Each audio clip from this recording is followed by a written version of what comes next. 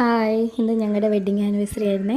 അപ്പോൾ എന്തായാലും ഒരു കേക്ക് ഉണ്ടാക്കണമല്ലോ, അതിനുള്ള പണിപ്പുരയിലായിരുന്നു ഇന്ന് ഞങ്ങൾ 4 പേരുടെ രാവിലെ ഒന്ന് അമ്പലത്തിലൊക്കെ പോയി. അതിൻ്റെ പ്രസനാണ് ചന്ദനക്കുറി, ഇഞ്ചിമിക്കായും കരിവെള്ളയൊക്കെ. വീട്ടിലെ ഹോം ബേക്കേഴ്സിന് അറിയാമായിരിക്കും അല്ലേ, നമ്മുടെ വീട്ടിൽ എന്ത് പരിപാടി വന്നാലും, അത് മക്കളുടെ ബർത്ത്ഡേ ആണെങ്കിലും ഹസ്ബൻഡിൻ്റെ ബർത്ത്ഡേ ആണെങ്കിലും നമ്മുടെ വെഡ്ഡിങ് ആനിവേഴ്സറി ആണെങ്കിലും ഒക്കെ കേക്ക് ഉണ്ടാക്കുന്ന പണി നമുക്കായിരിക്കും. ഇപ്പോൾ ഏത് ഫ്ലേവറാണ് ഉണ്ടാക്കുന്നതെന്ന് ചോദിച്ചാൽ എനിക്കും അറിയത്തില്ല. വൈറ്റ് ഫോറസ്റ്റ് ആണോ എന്ന് ചോദിച്ചാൽ അതുമല്ല, ബ്ലാക്ക് ഫോറസ്റ്റ് ആണോ എന്ന് ചോദിച്ചാൽ അതുമല്ല.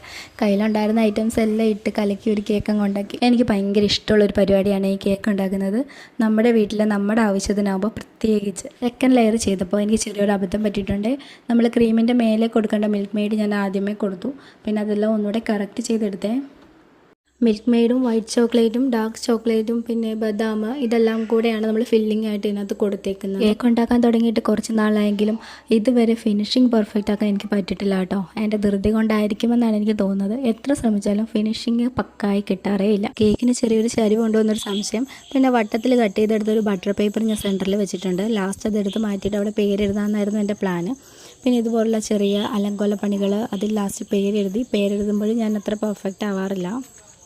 ലാസ്റ്റ് കുറച്ച് ഡാർക്ക് ചോക്ലേറ്റ് ഒക്കെ സൈഡിലൊക്കെ സെറ്റ് ചെയ്ത് കേക്ക് അങ്ങനെയൊക്കെ ഒരുമാതിരി ഒപ്പിച്ചെടുത്തു. ഒന്നുകൂടെ സെറ്റ് ചെയ്യാനായിട്ട് എടുത്തപ്പോഴാണ് വെച്ച ബട്ടർ പേപ്പർ എടുത്തില്ലല്ലോ എന്നുള്ള കാര്യം ഓർത്തെ.